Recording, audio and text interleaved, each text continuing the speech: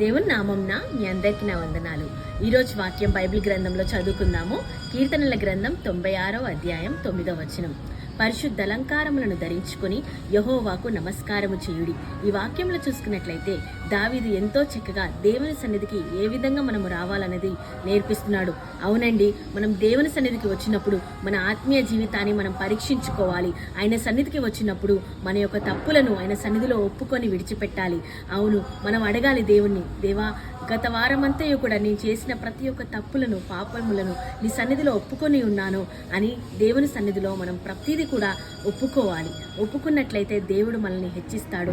దేవుణ్ణి మనం గణపరిచినట్లయితే దేవుడు మనలను గణపరుస్తాడు. కనుక ఆయన సన్నిధికి మనము పరిశుద్ధ అలంకారములను ధరించుకొని, అనగా పరిశుద్ధమైన హృదయముతో దేవుని సన్నిధికి రావాలి. ఇతరుల కొరకు కాదు, దేవుని కొరకు రావాలి.